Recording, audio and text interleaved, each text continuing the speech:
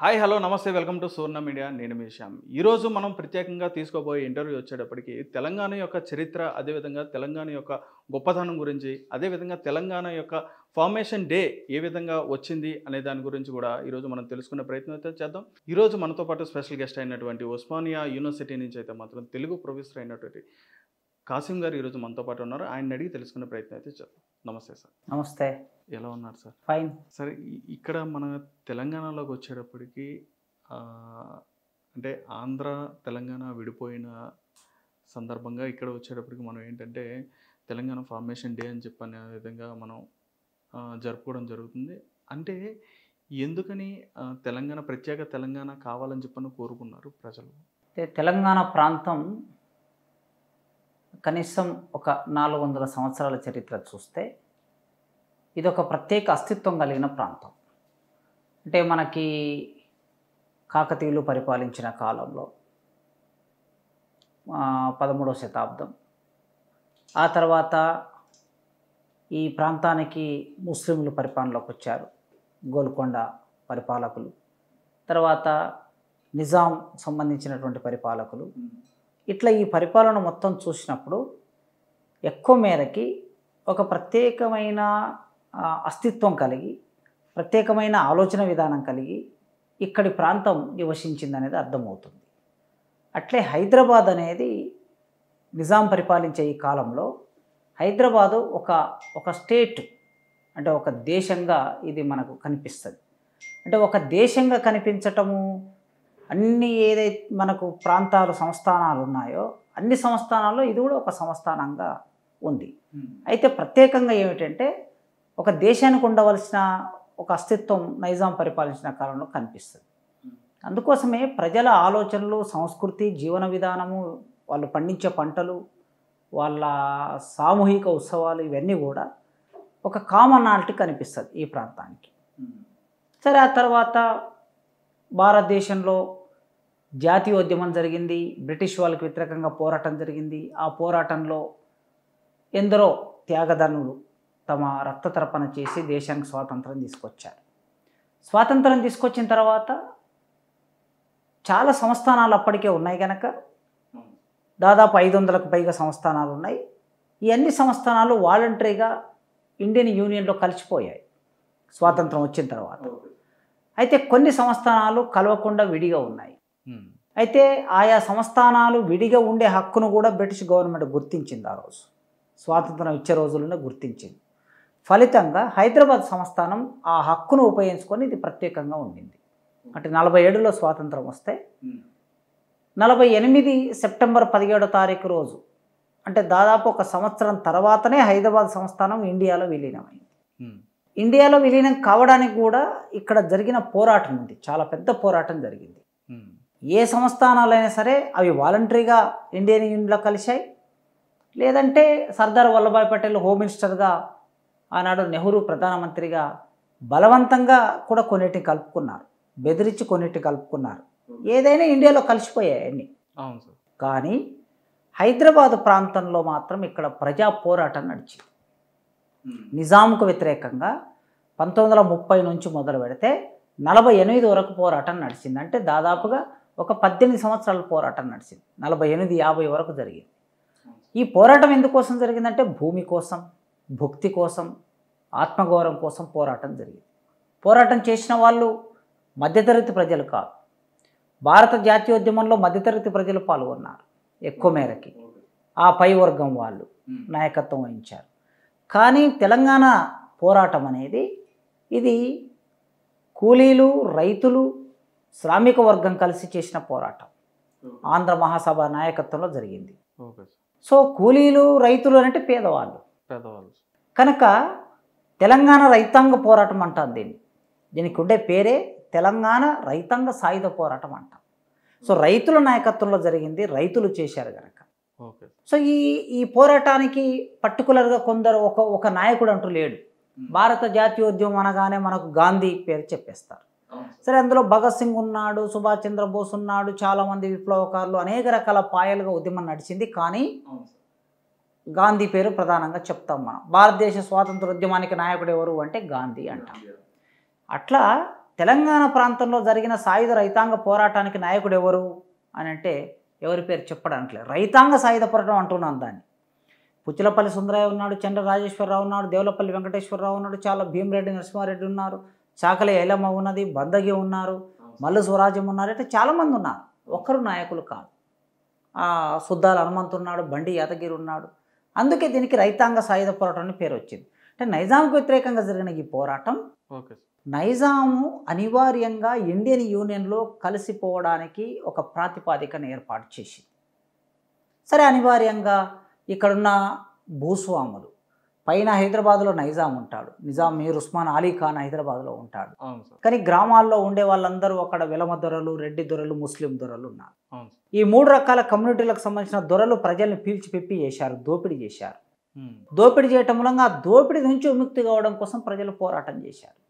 ఆ పోరాటం జరుగుతున్న సందర్భంలో సర్దార్ వల్లభాయ్ పటేల్ సైన్యాన్ని తీసుకొని వచ్చి ఇక్కడ భారతదేశంలో ఈ హైదరాబాద్ సంస్థానం విలీనం కావాలనే ప్రతిపాదనతో ముందుకు వచ్చాడు. కానీ ఆ క్రమంలో చూసినప్పుడు ఆయన వచ్చి ఇక్కడ నైజాం రూపొందించుకున్న ప్రైవేటు సైన్యం ఉండేది. ఆయన ఎవరు కాసిం రజ్వీ నాయకత్వంలో రజాకార్ అని ఒక సైన్యాన్ని ఏర్పాటు చేసుకున్నాడు. ఆ సైన్యానికి వ్యతిరేకంగా ఇక్కడున్న ప్రజలు పోరాటం చేస్తుంటే ఆయన వచ్చి ప్రజల మీద కూడా చాలా రకాల సందర్భాల్లో దాడులు జరిగాయి ఆ కాలంలో. ఏది ఏమైనా 1948 సెప్టెంబర్ 17వ తారీఖు నాడు ఇండియన్ యూనియన్లో కలిసిపోయింది. సో అప్పటి వరకు తెలంగాణకు ఒక ప్రత్యేక అస్తిత్వం ఉంది అనేది మనకు అర్థమవుతుంది. 13వ శతాబ్దం నుంచి మొదలు పెడితే 1948 వరకు, అంటే ఒక 700 సంవత్సరాల ప్రత్యేక అస్తిత్వం కలిగి ఉంది. సరే, ఆ తర్వాత చిన్న రాష్ట్రాల డిమాండ్ ముందుకు వచ్చింది, చిన్న రాష్ట్రాల ఆకాంక్షలు వచ్చాయి. ఆ క్రమంలో మొట్టమొదలు చిన్న రాష్ట్రాల ఏర్పాటుకు సంబంధించిన ఆకాంక్ష మన తెలుగు నేల మీదే వచ్చింది. ఆ రోజుల్లో మద్రాసు ప్రాంతంలో ఉన్నటువంటి ఆంధ్ర ప్రాంతం వాళ్ళు విడిపోయి ప్రత్యేక రాష్ట్రం ఏర్పాటు కావాలనుకున్నారు. పొట్టి శ్రీరాములు గారు ఆ ప్రయత్నంలో ఆలోచన ఆయన కన్నా ముందు అయ్యదేవర, కాళేశ్వరరావు లాంటి వాళ్ళు చాలామంది ఆ ప్రయత్నం చేశారు. మద్రాసు నుంచి విడిపోయి ఆంధ్ర రాష్ట్రం ఏర్పడింది. తెలుగు వాళ్ళకు ఒక రాష్ట్రం కావాలనే ఆకాంక్షతో అది కర్నూలు రాజధానిగా ఆంధ్ర రాష్ట్రం ఏర్పడింది. 1953లో జరిగింది ఇది. ఇక్కడి వరకు ఒక చరిత్ర. మరి తెలంగాణ అప్పటి వరకు ఆంధ్ర రాష్ట్రంలో లేదు. తెలంగాణ హైదరాబాద్ సపరేట్గా ఉంది. హైదరాబాద్ సపరేట్ ముఖ్యమంత్రి ఉన్నాడు. ఈ బూరుగుల రామకృష్ణారావు గారు 1948లో ఇది ఇండియన్ యూనియన్లో కలవగానే ఈ ప్రాంతానికి ఒక ప్రత్యేకమైన ముఖ్యమంత్రి ఉన్నాడు, బూరుగుల రామకృష్ణారావు గారు. బూరుగుల రామకృష్ణారావు గారు ముఖ్యమంత్రిగా 1956 వరకు కొనసాగారు హైదరాబాద్ స్టేట్కి. 1953లో ఏర్పడిన ఆంధ్ర రాష్ట్రం అది సపరేట్గా ఉన్నది. కర్నూలు దానికి రాజధాని. అయితే అప్పుడు ఆంధ్ర పెద్దలు కొందరు, టంగుటూరి ప్రకాశం పంతులు, అయ్యదేవర కాళేశ్వరరావు, ఇట్లాంటి కొంతమంది పెద్ద మనుషులు ఏం చేశారంటే, హైదరాబాదు అనేది కూడా తెలంగాణ కూడా తెలుగు ప్రాంతమే కదా, తెలుగు మాట్లాడే ప్రజలే కదా, మనందరం ఒక రాష్ట్రంగా ఏర్పడితే బాగుంటుందని ఒక ఆలోచనతో ముందుకు వచ్చారు. సరే, వాళ్ళ ఆలోచనల వెనుక అనేక రకాల స్వప్రయోజనాలు కూడా ఉన్నాయి. ఎందుకంటే తెలంగాణ హైదరాబాదులో భవనాలు ఉన్నాయి, ఒక రాజధానికి తగిన భవనాలు ఉన్నాయి, చారిత్రాత్మక పెద్ద పెద్ద భవనాలు. ఇప్పుడు మనం జరుగుతున్న అసెంబ్లీ మనం కట్టుకున్నది ఏం కాదు, అది నిజాం కట్టిన అసెంబ్లీ. అదేవిధంగా సెక్రటరియట్ కూడా మొన్న మళ్ళీ కూల్చేసి కొత్తది కట్టుకున్నారు. చాలా రకాల భవనాలన్నీ కూడా నైజామే నిర్మాణం చేసి ఉంచాడు కనుక, రాజ్భవన్ ఉంది, రాజ్భవన్ కూడా నైజాం కాలంలో కట్టింది. రాష్ట్రపతి నిలయం ఉంది, అది నైజాం కాలంలో కట్టింది. కర్నూలు రాజధానిగా ఆంధ్ర రాష్ట్రం ఉంటే కర్నూలులో అక్కడ ఏమీ లేదు, గుడారాలు వేసుకొని అసెంబ్లీ నడిపారు, గుడాలు వేసుకొని సెక్రటరియట్ నడిపారు, ఆఫీసులు నడిపారు. ఆ పరిస్థితి ఉంది కనుక హైదరాబాద్ రెడీమేడ్గా భవనాలు ఉన్నాయనే ఉద్దేశం ఒకటైతే, రెండవది తెలంగాణ ప్రాంతం బాగా సారవంతమైన, ఇక్కడ ఖనిజ సంపద ఉన్న, అంటే అప్పటికే సింగరేణి లాంటి బొగ్గు గనులు ఉన్నాయి, సంపద ఉంది బాగా. 2 జీవనదులు తెలంగాణ మీదనే పోతాయి, అటు గోదావరి ఇటు కృష్ణా. ఈ అన్నిటిని దృష్టిలో పెట్టుకొని ఆంధ్ర ప్రాంతంలో ఉన్న పెద్ద మనుషులు వాళ్ళు మనం కలిస్తే ఒక రాష్ట్రం ఏర్పడితే అప్పుడు మనం ఒకటిగా ఉండొచ్చు అనే ఆలోచనతో చేశారు, ముందుకు వచ్చారు. సరే, రాష్ట్రం 1956 నవంబర్ 1వ తారీఖు నాడు రాష్ట్రం ఏర్పడింది. సో ఈ రాష్ట్రం ఏర్పడిన తర్వాత ఒప్పందం చేసుకొని ఒప్పందాలు జరిగాయి, పెద్ద మనసుల ఒప్పందం అంటాం వాటిని. ఈ పెద్ద మనసుల ఒప్పందంలో ఏమున్నది అని అంటే, ముఖ్యమంత్రి ఆంధ్ర ప్రాంతం వాడైతే ఉప ముఖ్యమంత్రి తెలంగాణ వాడు కావాలి. ఇది మొదటి ఒప్పందం. ఓకే. రెండో ఒప్పందం ఏముంది అని అంటే, ఎప్పుడైనా సరే తెలంగాణ ముఖ్యమంత్రి అయితే ఆంధ్ర ఉప ముఖ్యమంత్రి, ఆంధ్ర ముఖ్యమంత్రి అయితే తెలంగాణ ఉప ముఖ్యమంత్రి ఉండాలి. ఇది ఒక ఒప్పందం. రెండో ఒప్పందం ఏంటంటే, ఈ తెలంగాణ ప్రాంతం మీద వచ్చే ఆదాయం ఏదైతే ఉంటుందో ఇది తెలంగాణ ప్రాంతానికే ఖర్చు పెట్టాలి. ఉమ్మడి ఆంధ్రప్రదేశ్ ఖర్చు పెట్టొద్దు. ఇక్కడ వచ్చే ఆదాయం అంతా ఇక్కడికే ఖర్చు పెట్టాలి. రెండో ఒప్పందం. మూడో ఒప్పందం ఏంటంటే, తెలంగాణ ప్రాంతంలో అప్పటికి విద్యాపరంగా కొద్దిగా వెనకబడి ఉంది కనుక ఇక్కడ విశ్వవిద్యాలయాలు పెట్టాలి, ఉద్యోగాలు కల్పించాలి. ఉద్యోగాలు 40:60 ఆ రేషియోలో ఉద్యోగాలు ఇవ్వాలి. ఇట్లాంటి ఒప్పందాలు చాలా, నీళ్ళ మీద కృష్ణానదికి సంబంధించిన ఒప్పందము, గోదావరికి సంబంధించిన ఒప్పందము, ఇవన్నీ జరిగాయి. ఒప్పందం చేసుకున్నారు, సంతకాలు పెట్టారు ఢిల్లీలో. పంత్ అనే ఆ రోజు హోమ్ మినిస్టర్ ఉండేవాడు. ఢిల్లీలో తెలంగాణ పెద్ద మనుషులు కొందరు, ఆంధ్ర పెద్ద మనుషులు కొందరు కలిసి ఒప్పందం మీద సంతకాలు పెట్టారు. పెట్టినాక ఆంధ్రప్రదేశ్ ఏర్పడింది 1956 నవంబర్ 1వ తారీఖు నాడు. ఆంధ్ర రాష్ట్రం ఏర్పడిన తర్వాత మరి ఇమీడియట్గా ముఖ్యమంత్రి నీలం సంజీవరెడ్డి అయ్యాడు. అవును సార్. మరి ఉప ముఖ్యమంత్రి తెలంగాణ వాడు కావాలి కదా, తెలంగాణ వాళ్ళకి ఇవ్వాలి. అక్కడ నుంచి చేసుకున్న ఒప్పందాలు దాన్ని జెంటిల్మెన్ అగ్రిమెంట్ అంటారు, అంటే పెద్ద మనసులో ఒప్పందం. ఆ జెంటిల్మెన్ అగ్రిమెంటు మొదటి రోజు నుంచే అది తిరస్కరించబడింది, దాన్ని అమలు చేయలేదు. అట్లా జెంటిల్మెన్ అగ్రిమెంట్లో అమలు చేయకుండా ఉండటం మూలంగా ఉప ముఖ్యమంత్రి ఇవ్వలేదు. తర్వాత ఉద్యోగాల అవకాశాలు రాలేదు. తెలంగాణ ఈ ప్రాంతం వాళ్ళకి, మీకు అసలు తెలంగాణ వాళ్ళకి మీకు చదువు రాదు, మీకు ఇంగ్లీష్ రాదు, అసలు తెలుగే సరిగ్గా రాదు, మీరంతా తౌరక్కి అంటే ఏదో ఇక్కడ ఈ ఉర్దూ మిక్స్డ్ అయినటువంటి భాష మీది, ఇట్లాంటి చర్చ ముందుకు వచ్చింది. వచ్చి సెక్రటరియట్లో మొత్తము ఆంధ్ర ప్రాంతం నుంచి వచ్చిన వాళ్ళే సెక్రటరియట్లో ఎంప్లాయీస్ అయిపోయారు. తెలంగాణ వాళ్ళు ఎవరు లేకుండా. సెక్రటరియట్ అంటే ఒక రాష్ట్రాన్ని నడిపించే పరిపాలన భవనం, అది సచివాలయం. ఆ సచివాలయంలో ఏ జీవో రావాలన్నా, ఏది జరగాలన్నా మరి అందరూ సమానంగా ఉంటేనే సరైన జీవోలు వస్తాయి. కనుక సెక్రటరియట్లో ఉద్యోగులు లేరు, లెక్చరర్లు లేరు, ప్రొఫెసర్లు లేరు. ఇట్లా అన్యాయం జరుగుతూ పోయింది తెలంగాణకి. ఎప్పుడైతే ఇట్లా అన్యాయం జరుగుతూ పోయిందో 1950, 40, 69 వచ్చే నాటికి తమ నిరసనని వ్యక్తం చేశారు తెలంగాణ వాళ్ళు. మీరేదో మనం మంచిగా ఉంటాం, అన్నదమ్ముల్లాగా కలిసి ఉంటామని మీరు ఒప్పందం చేసుకొని మమ్మల్ని అందులో కలుపుకున్నారు, కానీ అన్నదమ్ముల్లాగా మన కలయిక లేదు, మీరు మీ ఆధిపత్యం కొనసాగుతుంది. సాంస్కృతికంగా ఆంధ్ర ఆధిపత్యం కొనసాగుతుంది, భాషాపరంగా ఆంధ్ర ఆధిపత్యం కొనసాగుతుంది, ఉద్యోగాలు మీరే పూర్తిగా స్వాధీనం చేసుకుంటున్నారు, రాజకీయాధిపత్యం మీదే కొనసాగుతుంది. కేటాయించే బడ్జెట్లో కూడా తెలంగాణ ప్రాంతం నుంచి వచ్చే డబ్బంతా తెలంగాణ కేటాయించాలనుకున్నాం, కానీ మీరు మొత్తం ఆంధ్ర ప్రాంతాన్ని కేటాయిస్తున్నారు. సో అట్లని 1969లో తెలంగాణ ఉద్యమం, ప్రత్యేక తెలంగాణ ఉద్యమం వచ్చింది. ఆ ఉద్యమం అంటే ప్రత్యేక తెలంగాణ ఉద్యమం ఆ రోజు మొదలైంది. అది అట్లా రాజుకుంటూ 1995 వచ్చేసరికి అది ఒక సైద్ధాంతికమైన పద్ధతిలో రూపొంది, అది 2009 వచ్చేసరికి ప్రజా ఉద్యమంగా మారి 2014 తెలంగాణ రాష్ట్రం ఏర్పడింది. సో తెలంగాణ అనే డిమాండ్ రావడానికి ప్రధాన కారణం ఇది. Okay sir. అంటే ఇప్పుడు తెలంగాణ ఆంధ్రప్రదేశ్ ఏ విధంగా అయితే 2014లో డివైడ్ అవ్వడం జరిగిందో, అప్పటికి ఇప్పటికీ తెలంగాణలో మరి కోరుకున్న మార్పు వచ్చిందని చెప్పని అనుకోవచ్చు. తెలంగాణ రాష్ట్రం ఏర్పడిన తర్వాత ఎస్ సార్. అయితే తెలంగాణ రాష్ట్రము 2014లో జూన్ 2వ తారీఖున ఏర్పడింది. రేపు జూన్ 2వ తారీఖు నాటికి 10 ఏళ్ళు అవుతుంది. అవును సార్. ఇవాళ మనం 31, ఇంకొక 2 రోజుల తర్వాత జూన్ 2 వస్తుంది. 10 ఏళ్ళు అయింది. ఈ 10 ఏళ్ల కాలంలో తెలంగాణ ప్రాంతాన్ని టీఆర్ఎస్ తర్వాత బీఆర్ఎస్ పరిపాలించింది. తెలంగాణ రాష్ట్రం ఎందుకు ఏర్పడింది? నీళ్లు, నిధులు, నియామకాలు. అవును సార్. ఈ 3 ప్రధాన డిమాండ్. ఉభయ అంటే గోదావరి నది నీళ్లు, కృష్ణా నది నీళ్లు తెలంగాణకి దక్కాలి. నిధులు, తెలంగాణ మీద వచ్చే సంపద అంతా తెలంగాణకే ఖర్చు చేయాలి, అభివృద్ధి కోసం ఖర్చు చేయాలి. 3 నియామకాలు, తెలంగాణలో ఉన్న ఉద్యోగాలు తెలంగాణ నిరుద్యోగులకి ఉద్యోగాలు ఇవ్వాలి. ఈ 3 డిమాండ్ ప్రధానమైనవి. ఇక ప్రజాస్వామ్యం ఉన్నది, రాజ్యాంగబద్ధ పాలన ఉన్నది, తెలంగాణ సంస్కృతి ఉంది, తెలంగాణ భాష ఉంది, తెలంగాణకు సంబంధించిన పండుగలు వగైరా ఇవన్నీ కూడా అందులో భాగమే. ఈ 3 నినాదాల మీద జరిగిన తెలంగాణ పోరాటం తెలంగాణ రాష్ట్రం ఏర్పడిన తర్వాత నీళ్ళు అంటారా, రెండు జీవనదుల మీద ఉండే నీళ్లు అనివార్యంగా తెలంగాణకి ఇవ్వాలి. ఎందుకంటే సపరేట్ రాష్ట్రం ఏర్పడింది కనుక. అది బచావత్ ట్రిబ్యునల్ తీర్పు ప్రకారం గోదావరి నది నీళ్లు తెలంగాణకి ఎన్ని టీఎంసీలు ఉండాలో అన్ని టీఎంసీలు తెలంగాణకి ఇవ్వాలి. కృష్ణానది టీఎంసీలు ఎన్ని ఉండాలో అన్ని ఇవ్వాలి. అంతకుముందు చేసుకున్న ఒప్పందం ప్రకారం నీళ్ళు ఇవ్వలేదు కనుక ఇప్పుడు తెలంగాణ రాష్ట్రం ఏర్పడిన తర్వాత ఖచ్చితంగా తెలంగాణ నీళ్లు తెలంగాణకే వచ్చాయి, దాంట్లో డౌట్ లేదు.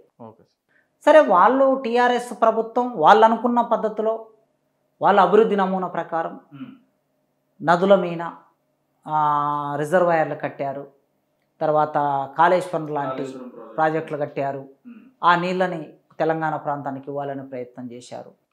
ఓకే, అంటే తెలంగాణ ప్రాంతంలో నీళ్లు రావడానికి కావలసిన ఒక ప్రాతిపాదిక తెలంగాణ రాష్ట్రం ఏర్పడిన తర్వాత జరిగింది. అభివృద్ధి నమూనాలో పేదవాళ్ళకి అన్యాయం జరిగింది చాలా చోట్ల. మల్లన్న సాగర్ కట్టారు, మల్లన్న సాగర్ కట్టి అక్కడ దాదాపు ఒక 15 ఊర్లని అక్కడ నుంచి ఎత్తేసారు, నిరాశ్రయులు అయిపోయారు వాళ్ళు. అట్లా చాలా చోట్ల నిరాశ్రయులు అయ్యారు.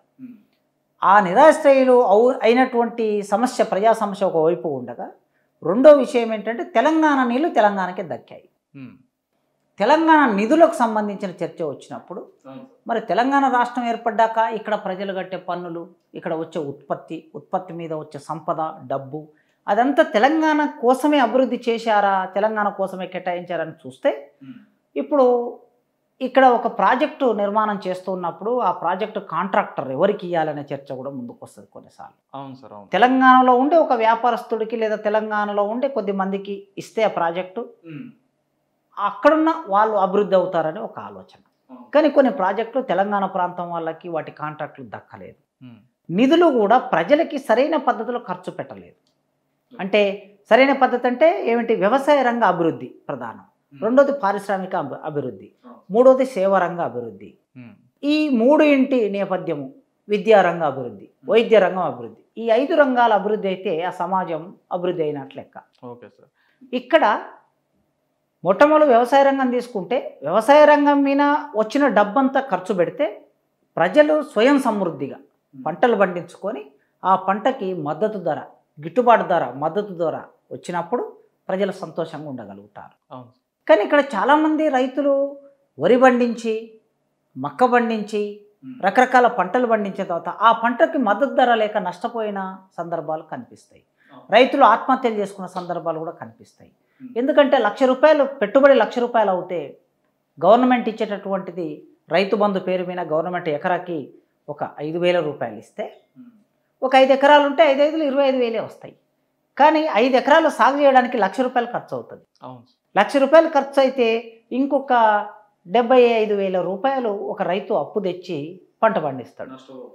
కరెక్ట్ ఆ పంట చేతికొచ్చే సమయానికి వరదలు వస్తాయో, వర్షం వస్తుందో, ఇంకేదో వస్తుందో, నీళ్లు రాక పంట ఎండిపోతుంది. అంటే ఒక రైతు ₹1,00,000 తన శ్రమ పోయింది, తన కాలం పోయింది, రకరకాల పోయినాయి, చివరికి అప్పు మీనబడ్డది.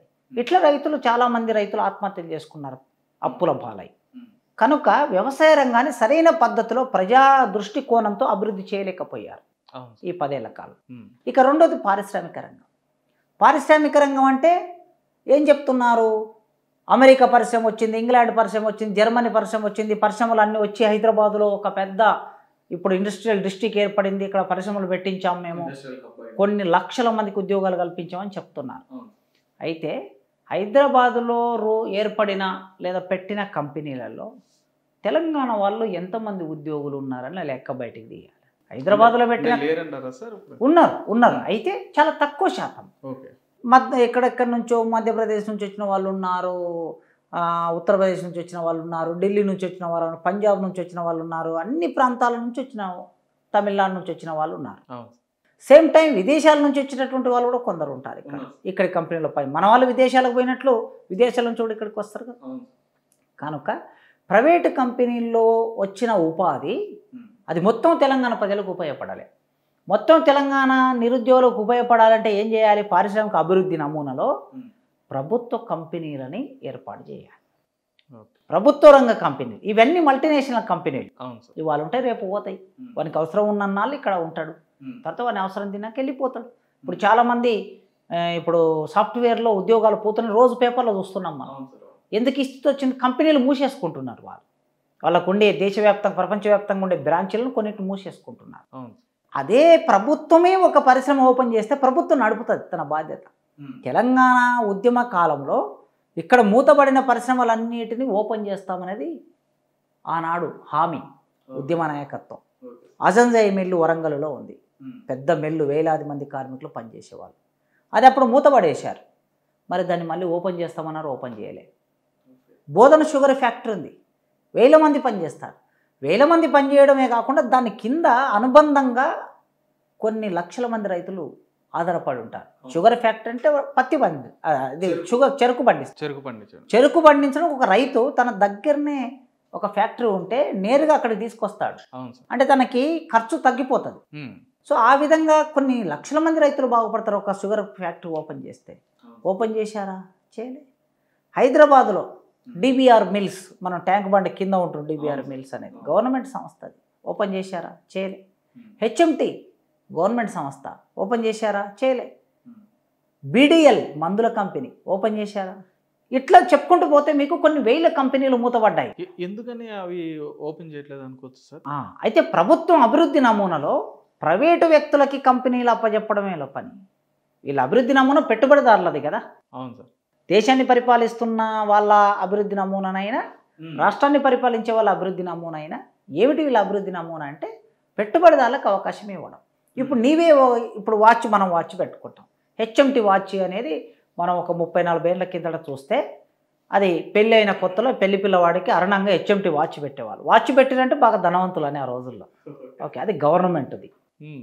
అదే వాచ్ ఒక ప్రైవేట్ వాడు వస్తాడు, ప్రైవేట్ వాడు వచ్చి వాచ్ కంపెనీ పెడతాడు. గవర్నమెంట్ వాడు వాచ్ కంపెనీ ఉంటుంది. గవర్నమెంట్ వాడిది నాణ్యంగా ఉంటుంది, తక్కువ ధరకు వస్తుంది, కనుక ప్రైవేట్ వాడి కంపెనీ నడవదు. కనుక గవర్నమెంట్ కంపెనీ మూసేస్తేనే ప్రైవేట్ వాడు కంపెనీ పెట్టుకోగలుగుతాడు, వాడికి లాభాలు రావడానికి. అదే సార్, ఇప్పుడు అంటే దీనికి ఈ మీరు చెప్పినట్టుగా ఈ ప్రాసెస్ ఏదైతే ఉందో ఈ ప్రైవేట్ వాడికి అప్పుడు గవర్నమెంట్ సహాయం చేసినట్లే కదా? సహాయం చేసినట్లే. అందుకే సహాయం చేయడం ఇప్పుడు అసలు మొత్తం భారతదేశంలో అభివృద్ధి నమూనా అంతా కూడా పెట్టుబడిదారులకి సహాయం చేసే అభివృద్ధి నమూనానే నడుస్తున్నది. ఆల్విన్ కంపెనీ ఉన్నది మనకి. ఆల్విన్ కంపెనీ సికింద్రాబాద్ నుంచి అటు మనం ఇటు పోతూ ఉంటే ఈసీఐలో పోతుంటే ఆల్విన్ కంపెనీ వస్తుంది. ఎంత పెద్ద కంపెనీ అది. అవును సార్. తక్కువ ధరకి వస్తువును ఉత్పత్తి చేసి ఇస్తుంది అది. ఎందుకంటే ప్రాఫిట్ చూసుకోదు కదా. గవర్నమెంట్ కంపెనీ ఎప్పుడైనా దానికి ఉత్పాదకత ధర ఎంత అయిందో ఆ ధరకి మార్కెట్ చేస్తుంది, అంతే. అదే ప్రైవేట్ వాడు అయితే వాడు ఒక 20,000 బట్టి వస్తువును అమ్ముతున్నాడంటే ఇంకో 20,000 లాభం తీసుకుంటాడు. దాని ఉత్పాదకత 20,000 అయితే 40,000 లాభం తీసుకుంటాడు. నేను ప్రారంభంలో ఎప్పుడో 2007లో ఆల్విన్ కంపెనీ మూసేస్తూ ఉంటే మా ఫ్రెండ్ ఎవరో, మా కొలీగ్ ఒక ఆమె చెప్తే ఫ్రిడ్జ్లు తక్కువ ధరకు వస్తున్నాయని చెప్తే నేను వెళ్ళి 7,000కి ఫ్రిడ్జ్ కొనుక్కొచ్చుకున్నాను. ఎక్కడ? ఆల్విన్ కంపెనీలో. మూసేస్తున్నారు దాని మొత్తం సరుకంతా బయటికి అట్లా పెట్టి అమ్మేస్తున్నారు. తెచ్చుకుంటే ఇప్పటి వరకు ఇప్పుడు 2007 అంటే ఇవాళ 2024లో ఉన్నాం మనం. ఇంకొక 3 ఏళ్ళు అయితే 20 ఏళ్ళు అయితే తెచ్చుకొని 20 సంవత్సరాల్లో ఒక్క రిపేర్ కూడా రాలే. అట్లా నడిచింది అది. జస్ట్ నేను హైదరాబాద్ నుంచి నేను ఊరికి తీసుకెళ్ళాను. ఆ ట్రాన్స్పోర్ట్లో దానికి గ్యాస్ లీక్ అయింది, జస్ట్ గ్యాస్ చేంజ్ చేశాం. ఒక్క రిపేర్ రాకుండా నడిచింది. అంత బాగా నడిచింది. ప్రభుత్వ రంగ సంస్థలో తయారైన వస్తువు మన్నికగా ఉంటుంది, నాణ్యంగా ఉంటుంది, అదేవిధంగా తక్కువ ధరకు ఉంటుంది. ఇప్పుడు 7,000 పెట్టి ఫ్రిడ్జ్ కొనగలమా మనం? కొనలేము, అంత పెద్ద ఫ్రిడ్జ్ మళ్ళీ. కనుక ఆ ప్రభుత్వ రంగ సంస్థలు బతుకున్నంత కాలం ప్రైవేట్ వానికి లాభం రాదు. వీడు ఫ్రిడ్జ్ తయారు చేస్తాడు, వాడు ఫ్రిడ్జ్ తయారు చేస్తాడు. వీడు 20,000 10,000కి అమ్ముతున్నాడు, వాడు 40,000కి అమ్ముతున్నాడు ప్రైవేట్ వాడు. 40,000 మనం కొనం కదా, 10,000 కొంటాం. అందుకే మన ప్రభుత్వాలు ఏం చేశాయంటే మన ప్రభుత్వ రంగ పరిశ్రమలన్నిటిని మూసేసాయి. ఇప్పుడు మోడీ గారు అధికారంలోకి వచ్చిన తర్వాత కొన్ని 100 పరిశ్రమలు మూసేశాడు ఆయన. అట్లా తెలంగాణ ప్రాంతంలో కూడా గత ప్రభుత్వాలు 96, 97, 98, 2000 కాలం వరకు నడిచిన ప్రభుత్వాలు ఉన్నాయి కదా. చంద్రబాబు నాయుడు ముఖ్యమంత్రి ఉన్న కాలంలో ఇవన్నీ మూతపడ్డాయి. రాజశేఖర రెడ్డి వచ్చిన తర్వాత వీటన్నిటిని ఓపెన్ చేస్తామన్నాడు, ఓపెన్ చేయలే. మరి తెలంగాణ వచ్చినాక ఓపెన్ చేస్తామని మనం అన్నాం కదా, ఓపెన్ చేయలే. మరి ఇన్ని పరిశ్రమలు ఓపెన్ చేస్తే ఒక్కొక్క పరిశ్రమలో 2,000 మందికే ఉద్యోగాలు అనుకుందాం. ఒక 20 పరిశ్రమలు ఉంటే ఒక 50-60 వేల మందికి నేరుగా ఉద్యోగాలు వస్తాయి కదా, కొన్ని లక్ష మందికి ఉద్యోగాలు వస్తాయి కదా. ఆ 1,00,000 మందికి ఉద్యోగాలు కల్పించే పని ప్రభుత్వం చేయలేకపోయింది. పారిశ్రామిక రంగం, వ్యవసాయ రంగం, ప్రజా అభివృద్ధి నమూనాలో చేయలేకపోయింది, పారిశ్రామిక రంగం చేయలేకపోయింది. తర్వాత సేవారంగం, విద్యారంగం, వైద్యరంగం చూస్తే ఇవాళ విద్యారంగం పరిస్థితి ఎట్లా ఉన్నది తెలంగాణలో చదువుకున్నటువంటి పిల్లలకి నాణ్యమైన విద్య లేని ఒక పరిస్థితి నెలకొన్నది. ఒక రిపోర్ట్లు చెప్తున్నాయి ఏంటంటే తెలంగాణలో మొన్న ఒక వైస్ ఛాన్సలర్ గారు నాతో మాట్లాడారు. ఆయన మా ఓయూకు వైస్ ఛాన్సలర్గా పనిచేసిన ఒక ప్రొఫెసరు, ఆయన రిటైర్డ్ అయ్యాడు. రిటైర్డ్ అయిన తర్వాత ఆయన కంప్యూటర్ సైన్స్లో చాలా నాలెడ్జ్ ఉన్న అతను. ఒక మల్టీనేషనల్ కంపెనీ ఆయనని అడ్వైజర్గా పెట్టుకున్నది. ఆయన చెప్తూ ఉన్నాడు, ఇంటర్వ్యూ చేస్తే చాలామంది పిల్లలు, తెలంగాణ ప్రాంతం నుంచి వచ్చిన పిల్లలు వాళ్ళ కంపెనీలో పని చేయగలిగిన నైపుణ్యాలు లేని పరిస్థితి ఏర్పడింది. ఈ 10 ఏళ్ల కాలంలో మరి ఈ నైపుణ్యాలు నేర్పకపోతే రేపు ఇంకొక 10 ఏళ్ల తర్వాత తెలంగాణ సంక్షోభంలోకి వెళ్ళిపోతుంది. నైపుణ్యాలు ఉన్న ఇంజనీరింగ్ చదివినా, MBA చదివినా, లేకపోతే సైన్స్ కోర్సు, కెమిస్ట్రీ, ఫిజిక్స్ ఏ కోర్సులు చదివినా దాంట్లో నీకు డెప్త్ ఉండాలి, పరిశోధన చేసి ఉండాలి, కొత్త విషయాలను కనుక్కొని ఉండాలి, కొత్త స్కిల్స్ ఉండాలి.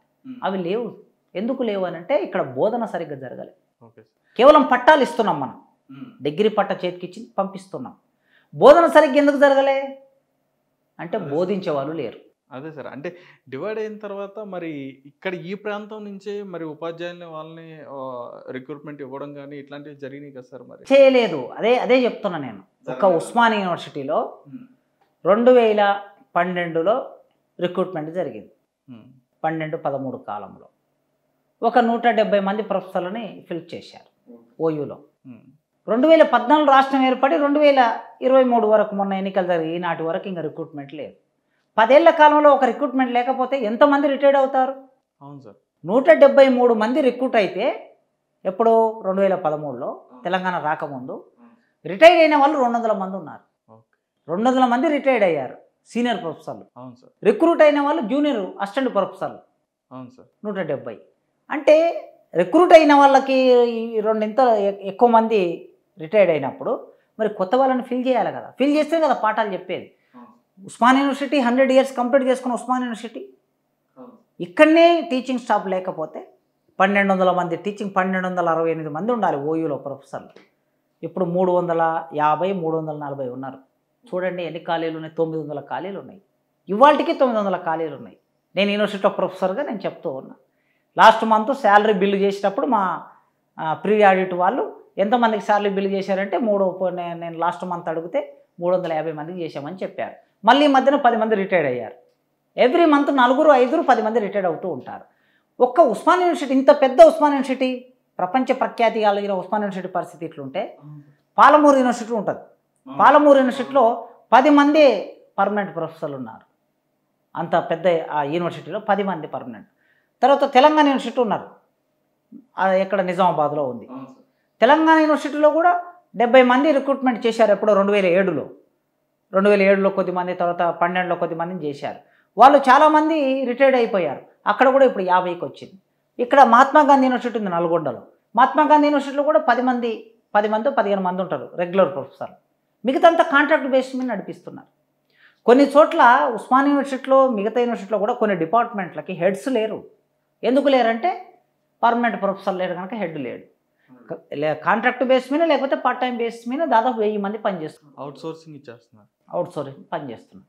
మరి ఇట్లా ఉన్నప్పుడు క్వాలిటీ ఎడ్యుకేషన్ ఎక్కడి నుంచి వస్తుంది అంటే తెలంగాణ రాష్ట్రం ఏర్పడిన తర్వాత అంతకుముందు ఆంధ్రోళ్ళు ఉన్నారు కనుక, ఆంధ్ర పాలకులు ఉన్నారు కనుక మాకు ఫిలప్ చేయటం లేదు, యూనివర్సిటీకి డబ్బులు ఇవ్వటం లేదు, క్వాలిటీ ఎడ్యుకేషన్ ఇవ్వట్లేదు అని మనం విమర్శ చేశాం. Okay sir. మరి తెలంగాణ రాష్ట్రం ఏర్పడిన తర్వాత మనం చేసుకోకపోతే ఎవరిని విమర్శిస్తారు అప్పుడు? అందుకే తెలంగాణ వచ్చినాక కూడా విద్యారంగం మీద కాన్సన్ట్రేషన్ చేయాలి. జూనియర్ కాలేజ్, డిగ్రీ కాలేజ్ తర్వాత university. Same high school studies కూడా అదే పరిస్థితి.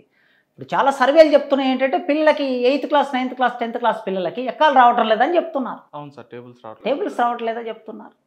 అట్లే చూస్తే చదివే వాళ్ళు ఎంత పర్సెంటేజ్ అని చూస్తే చాలా తక్కువ 30% మాత్రమే చదవగలుగుతున్నారట. ఒక క్లాస్లో 10th క్లాస్లో తీసుకుంటే ఒక 50 మంది 10th క్లాస్లో ఉంటే 10 మంది మాత్రమే చూసి తప్పులు లేకుండా చదవగలుగుతున్నారు. అంటే మిగతా 40 మంది ఏం చేస్తున్నారు? చదవడమే రాకపోతే, నీకు తప్పు లేకుండా రాయటమే రాకపోతే ఇంకేం నైపుణ్యం వస్తుంది? కనుక విద్యా వ్యవస్థ మొత్తం ఈ 10 ఏళ్ల కాలంలో బాగా దెబ్బతిన్నది. వాళ్ళేదో గురుకుల పాఠశాలలు పెట్టారు, అదొక్కటి మంచి చేశారు.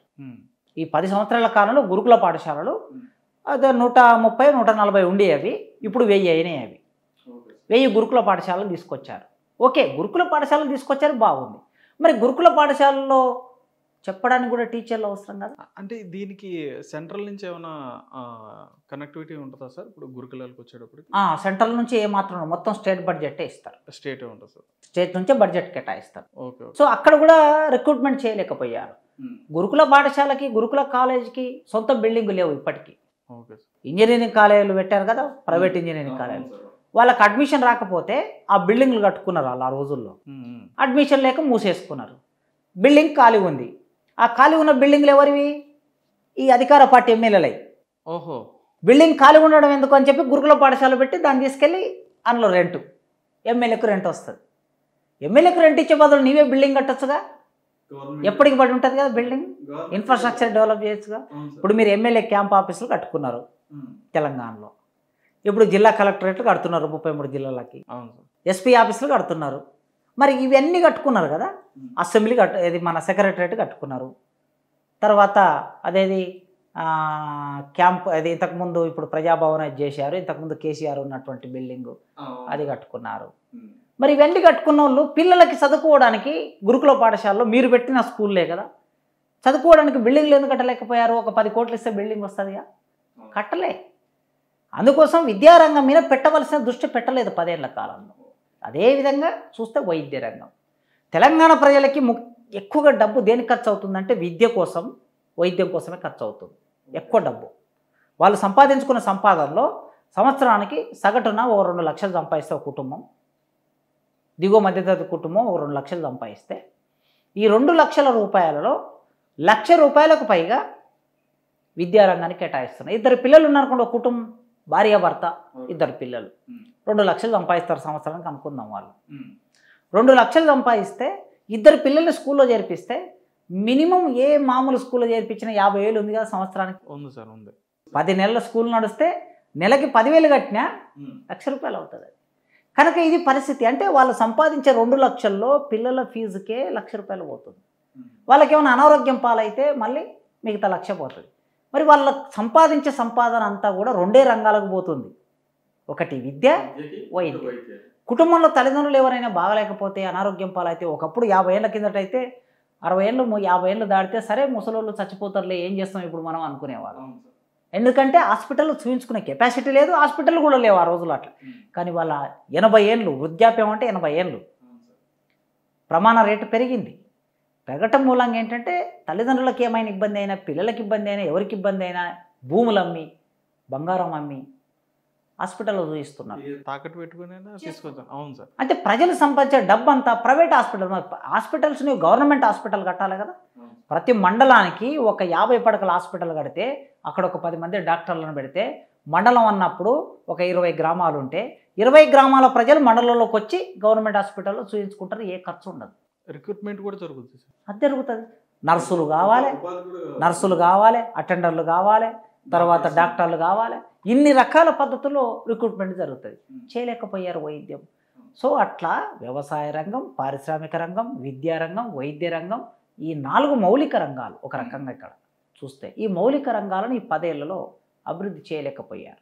అందుకే తెలంగాణ సమాజం సంక్షోభంలో ఉండడానికి కారణం ఏంటంటే, ఇవాళ 10 ఏళ్ల కాలంలో మనం చేయవలసిన కృషిని బాగా చేసి ఉంటే, లోతుగా చేసి ఉంటే ఇవాళ ఈ పరిస్థితి వచ్చేది కాదు. బీఆర్ఎస్ పార్టీ ఎన్నికల్లో ఓడిపోవడానికి ప్రధాన కారణం ఏమిటంటే విద్యా వైద్యం మీద వాళ్ళు కాన్సన్ట్రేషన్ చేయకపోవటం మూలంగా ప్రజలు, ముఖ్యంగా నిరుద్యోగులు, ఉద్యోగాలు కూడా ఇవ్వలేకపోయారు కదా.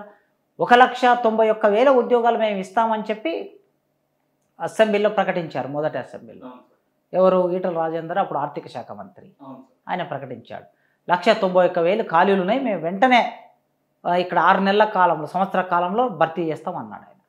సంవత్సరం అయిపోయింది, 10 ఏళ్ళు అయిపోయింది. ఏదో పబ్లిక్ సర్వీస్ కమిషన్ పేరు మీద ఒక 30,000 భర్తీ చేశామని చెప్తున్నారు. పోలీస్ రిక్రూట్మెంట్లో ఇంకొక 10,000 భర్తీ చేశారు అనుకుందాం. అవి ఇవి కలిపితే మొత్తం ఒక 50,000 భర్తీ చేశారు. 1,91,000 భర్తీ చేస్తామని అన్నారు వాళ్ళు. ఖాళీలు ఇంకా ఎక్కువ ఉన్నాయి, 2 లక్షల పైన, 2,50,000 వరకు ఖాళీలు ఉంటాయి. కానీ వాళ్ళు భర్తీ చేస్తామని చెప్పినవి కూడా చేయలేకపోయారు. ఎందుకు సార్? అవి ఉంచుకుంటే ఏమవుతుంది సార్ వాళ్ళకి? అంటే ఇప్పుడు ఒక పర్మనెంట్ ఉద్యోగస్తుని ఇస్తే అతనికి 50,000 జీతం ఇవ్వాల్సి వస్తుంది. అదే పని చేయడానికి ఒక అవుట్ సోర్సింగ్ అని 20,000కే వస్తాడుగా, మిగతా 30,000 మిగిలించుకోవచ్చు కదా. ముగ్గురు వస్తారు సార్. అదే మరి అందుకే వాళ్ళు అంటే ప్రైవేటు ఉద్యోగితో పని చేయించుకోవాలి, అవుట్ సోర్సింగ్ వాళ్ళతో పని చేయించుకోవాలని దానికి అలవాటు పడ్డారు. ఇది పెట్టుబడిదారుల ఆలోచన విధానం. ప్రభుత్వం ఎప్పుడు కూడా అట్లా ఉండదు. ప్రభుత్వానికి ఒక దీర్ఘకాలిక దృష్టి ఉండాలి కదా. ఇప్పుడు కాళేశ్వరం కట్టారు, మీరు దీర్ఘకాలిక దృష్టితోనే కట్టారు కదా.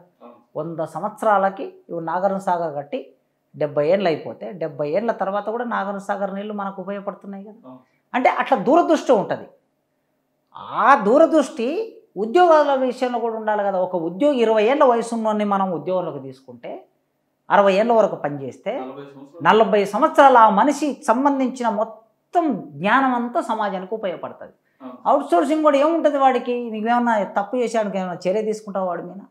తీసుకోలేవు కదా. పబ్లిక్ సర్వీస్ కమిషన్లో ఒక అవుట్ సోర్సింగ్ ఉద్యోగి గ్రూప్ 1 పేపర్ను లీక్ చేశాడు కదా. అదే ప్రభుత్వ ఉద్యోగి పర్మనెంట్ జాబ్ హోల్డర్ అయితే వాడు సాహసం చేయలేడు. అయితే సమస్య ఎట్లుంటుంది, పాపం అవుట్ సోర్సింగ్లో కాంట్రాక్ట్ బేస్ మీద పనిచేసే వాళ్ళకు కూడా చాలా జీతాలు అవి.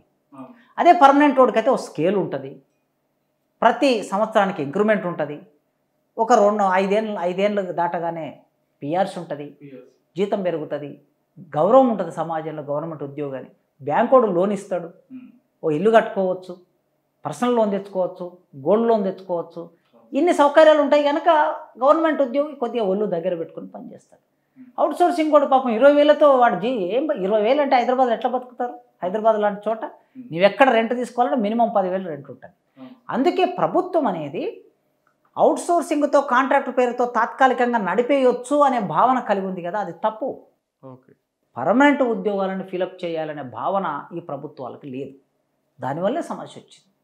సో అట్లా ఈ 10 సంవత్సరాల కాలంలో మనం తెలంగాణ ప్రాంతాన్ని చూస్తే, అదేవిధంగా రాజ్యాంగం అమలు కావటం, ఒక ప్రాంతంలో రాజ్యాంగం సమగ్రంగా ప్రజాస్వామ్యం అమలు కావటం అనేది ఒక గొప్ప విలువ.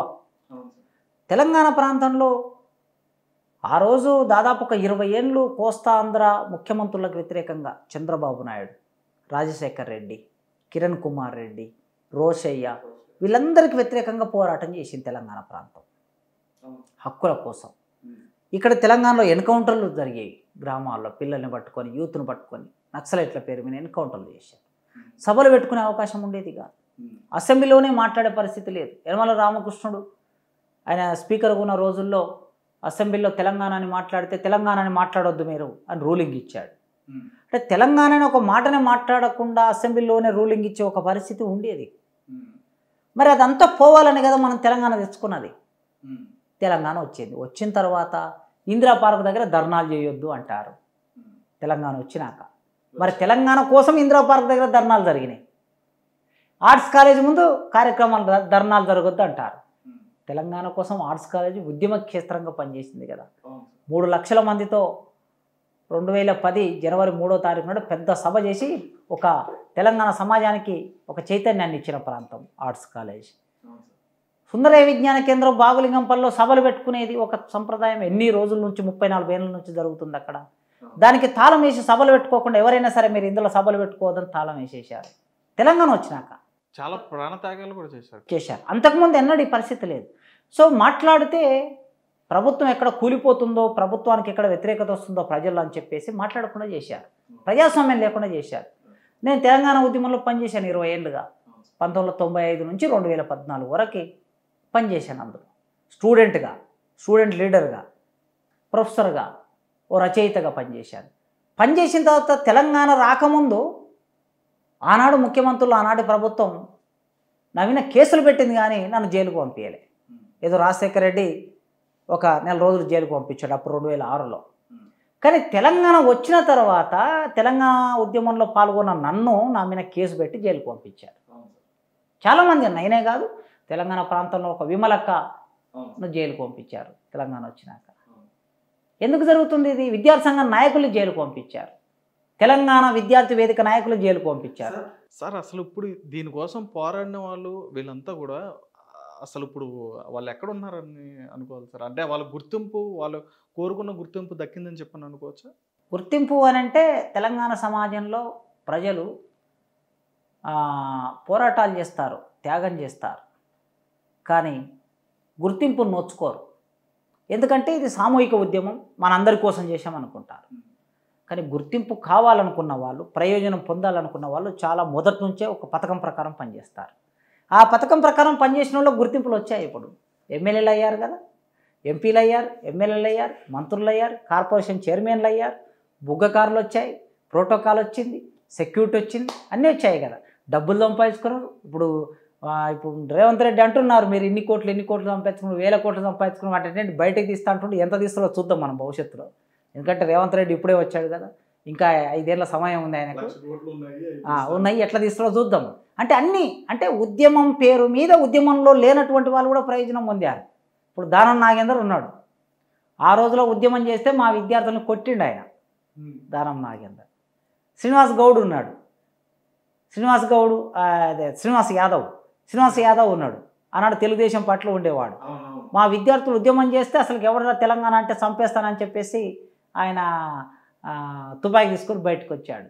ఇట్లా చాలామంది ఉన్నారు తెలంగాణ గురించి మాట్లాడిన వాళ్ళు. వాళ్ళందరూ తెలంగాణ రాష్ట్రంలో మంత్రులు అయ్యారు. తెలంగాణకి సంబంధం లేకపోయినా మంత్రులు అయ్యారు.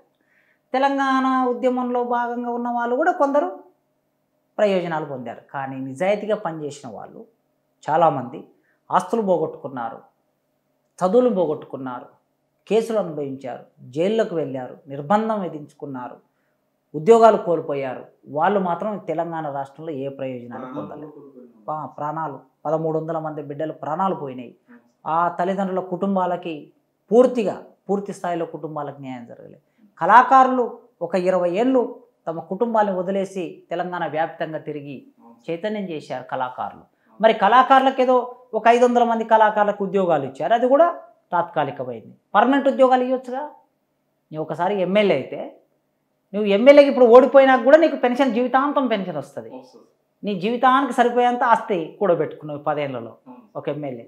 పాపం మరి కళాకారులు ఏం చేశారండి? పర్మనెంట్ ఉద్యోగాలు ఇస్తే బతుకుతారు కదా వాళ్ళు. నువ్వు ఇన్ని చేసినోడివి, రిటైర్డ్ అయ్యేంత వరకు అంతే కదా, ఇన్ని చేసినోడివి గాళ్ళకి పర్మనెంట్ ఉద్యోగాలు ఇవ్వలేకపోయారు. కనుక తెలంగాణ ప్రాంతంలో ఎవరైతే ఉద్యమం చేశారో, నిజంగా ఉద్యమం చేశారో, వాళ్ళకి ప్రయోజనాలు జరగకపోగా వాళ్ళ మీద నిర్బంధాన్ని ప్రయోగించి రకరకాల ఇబ్బందులకు గురి చేసిన పరిస్థితిని మనం ఈ 10 ఏళ్లలో చూసాం.